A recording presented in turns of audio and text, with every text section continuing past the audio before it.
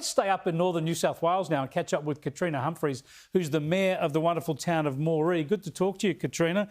Hi, Chris. I was a bit staggered today because you saw Dominic Perrottet and the New South Wales government get out there and throw money around to encourage people to travel into the regions and spend their dosh, which is great. You want people out there spending their money, but they're not allowed to leave Sydney for at least another week, isn't it? I'm glad you picked up on that, Chris, because I just shook my head and thought, gee. We should get the $50 state government voucher and people should have to mail it to the regions because they're not allowed to go. Look, it's really sad. It's been done in good faith. But, yeah, they shouldn't have moved the goalposts to start with. People should have been moving around this week. We need to have the borders open. We need to be functional. We need to be working. And if we're all working, and we don't need gift vouchers. Yeah, indeed. I'm not a big fan of throwing all this money around. I think get rid of the restrictions. People are just champing at the bit to get out there and have a holiday and spend some money. And just on that, how are things in your particular region then? Obviously, your agriculture, you've had a pretty good season. You've seen off the mice for now, but you must really need some visitors and some labour in the area. Oh, look, Chris, yeah, we're doing okay. We're probably in the best place in the world. We really are. We've come through droughts and floods and COVID and more floods and mice and more drought and mismanagement and border closures and all the dramas under the sun. But, you know, we're living, we're breathing, we're safe. We haven't had COVID yet.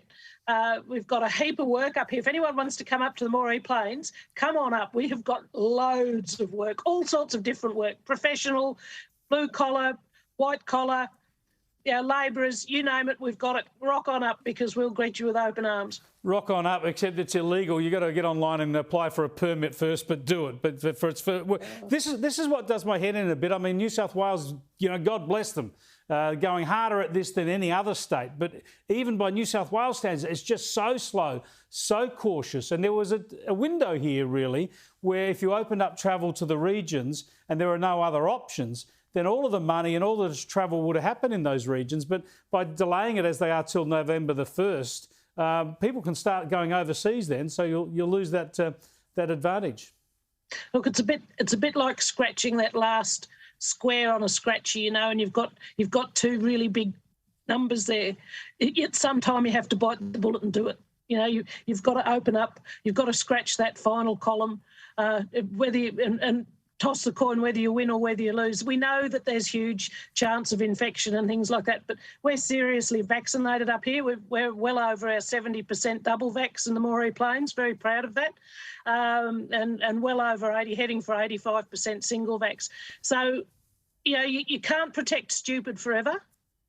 And the people that bite the bullet and do the responsible thing and are grown up and behave in a responsible manner and love their community and their families are here and all through Australia. And the majority of Australians are wonderful, sensible, practical people. And we can't keep living in a nanny state. Yeah, just got to get on with it.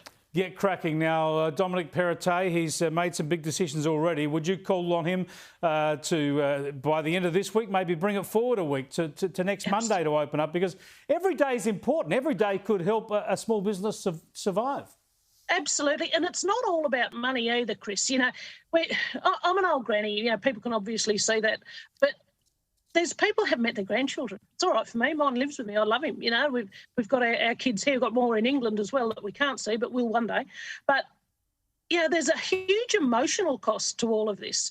And people were geared up in good faith. You know, get your vax when we get to 70%. And then there was sort of the 70-80 talk. And I thought, oh, hello, here we go. Yeah. Goalposts are going to shift. And they sure did.